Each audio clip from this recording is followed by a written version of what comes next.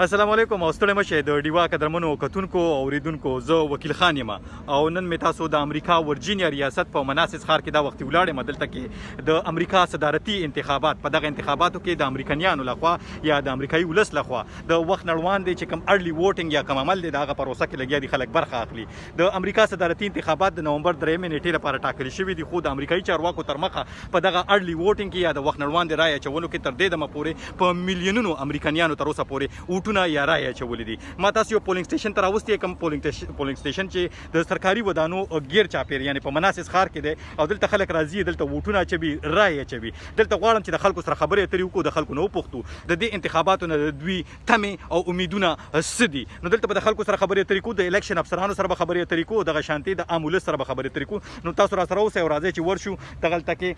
د عام ولس سره یا د ووټونو یا د رای اچونکو سره خبرې اترې کوو خو زه به تاسو دا ووایم زما شاته دوه بوتونه لګېدلي دي د امریکا دوه غټې پارټۍ یعنی ریپبلیکن او ډیموکریټ کوم چې په دې الیکشن کې د ریپبلیکن پارټي کوم چې د ډانلډ ټرمپ ته او ډیموکریټ پارټي د هغې لخوا چې کوم دی جو بایډن د امریکا پخوانی مرستیال صدر دی هغه ته د صدارت دغه څوکۍ دپاره ولاړ دی نو دا دوه بوتونه چې تاسو وینئ د سره سر چت سوټ چې تاسو وینئ د ټینټ نو دا د ریپبلیکن ټینټ دی دلته کې دوی خلکو ته معلومات ورکړي چې دوی لخوا کم کاندیدان دي بیا هغه بل ټینټ چې لګېدلی دی بلو کلر کې یا ودي رنګ کې نو دغه د ډیموکریټو دی نو راځئ چې ورشو دغه پولینګ سټیشن کې د خلکو سره خبرې اترې وکړو چې خلک څه وایي د دې انتخاباتو نه د دوی چې کوم دی نو دوی تمې څه دي او دوی چې کوم خپل ووټ اچوي دا به څه بدلون راوړي راځئ چې لاړ شو دلته کې د عام ولس سره د خلکو سره د الیکشن افسرانو سره خبرې اترې وکړو دا مخامخ لاره چې تاسو وینئ قدرمنو لیدونکو او اوریدونکو دوی دلته کې په دې لاره باندې خلک ورننوځي او دغلته بیا چې کوم پولینګ سټیشن دی هغه پولینګ سټیشن چې کوم دی د افیس اف الیکشن ورته مخامخ لیکلي دي تاسو کوم چې دا نبوزم په ماته ډېر اجازه نشته چې زه دننه لاړ شم او د خلکو سره خبرې وکړم دلته کې امنیتي ګامونه هم اخیستل شوي دي خلک دلته کې ووټونه اچوي تاسو یې وینئ لګیا دي او دغه د ووټینګ یا د ووټ اچولو عمل روان دی خلک دلته کې تاسو وینئ خو زه به بهر ځم او زه به تاسو ته د بل طرف ته چې کوم خلک وځي هغوی سره به هلته کې خبرې اترې کوو چې خلک څه وایي نو قدرمنو کتونکو دا لاره چې تاسو وینئ په دې باندې بیا خلک راوځي مونږ به دلته کې ودرېږو خلکو سره به خبرې اترې هم کوو تاسو راسره عمل پاتې شئ خبرې یو بله طریقې کار هم غواړم قدرمنو کتونکو چې تاسو ته وښیم دلته کې خلک راځي په خپلو ګاډو کې هم راځي په ډرایو تھرو چې ورته ویل کېږي په هغې کې اوس دا کم تاسو مخامخ چې په کوم ګاډي کې ناست دی هم ووټ اچوي دلته کې خلک لګیا دي او زما شاته چې کوم دی نو تاسو ته زه ښیم دا هغه پولینګ سټیشن دی چېرته چې خلک راځي او ووټونه اچوي Sarah Baughman. I believe that with the COVID pandemic and everything, it's probably one of the safest things that we can do to socially distance everyone and keep it safe. People that are going to stand with the same ethics and values that I do and that are going to protect my daughter's future. Yeah. Thank you so much, Sarah. So stay safe. Thank you. Yeah. دا و Sarah وایي چې ما ووټ اچولی دی ووټ اچول ما د وخت نړوان دی اچولی دی او د دې سره سم دا هم وایي چې زما د لور چې کوم راتلونکی دی د هغې د ښه ژوند او د ښه راتلونکي لپاره ما مخکې ووټ اچولی دی دی وایي چې زما ووټ فیصله چې کوم دی نو صرف دا خبرې کوي چې هغه خلک څوک زما سوچ سره میلوي هغه خلکو ته به زه ووټ ورکوم او زما د بچو یا زما د لور راتلونکی چې کوم دی نو ورسره روښانه وي دا به Sarah تاسو دا یې خبرې اترې وړئ Tim Purnell. So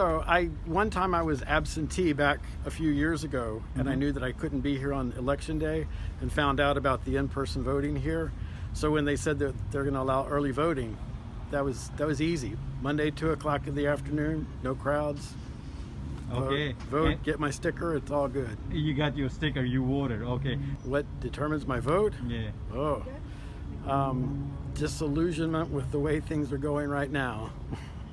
So you're looking for a solution the way things are going right now? Well, I'm just looking for a change. You're looking for a change. Okay. And thank you so much, Tim. Thanks. Nice talking to you. Thank you so much. You're very welcome. قدمونو کتونکو اوریدونکو دا تاسو ټیم واورېد او ټیم وایي چې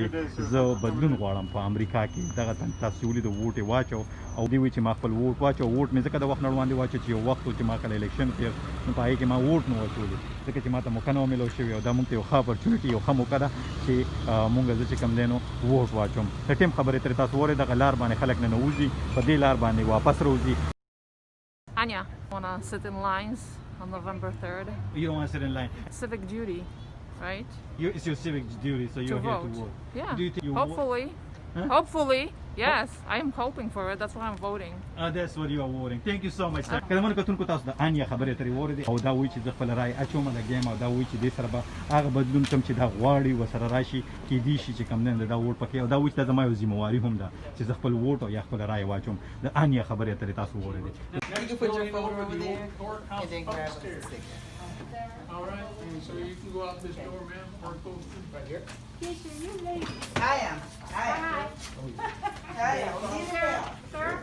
نو که د مو لیدونکو دا هغه پولینګ سټیشن او پولینګ بوث و چېرته چې ما تاسو راوستي وې خلکو سره مې میلاو کړی خلکو مو لیدل او د خلکو د درې مختلف طریقې کار چې کوم په هغې کې خپله کور رایه اچوله رایې مطلب درې مختلفې طریقې یو طریقه دا وه چې دلته کې خلک چې کم دی نو راشي په شخصي توګه باندې ووټ واچي دویم ورسره چې کم دی نو په ګاډي کې خلک راځي لکه څنګه چې زما شاته دا ګاډي ولاړ دی دې وخت کې دا چې کم دی نو کس په موټر کې ناست دی دی ووټ اچوي لګیا دی دلته یې فارمونه ورکړي دریمه طریقه د ډاک د لارې وي د ډاک هغه بیلټ باکس چې تاسو ته ما کوم ووایه یا چې کوم د ووټونو هغه باکس هغه ما تاسو ته وښودل هغه په ډاک باندې چې کم دی نو خلک خواست کولی شي نو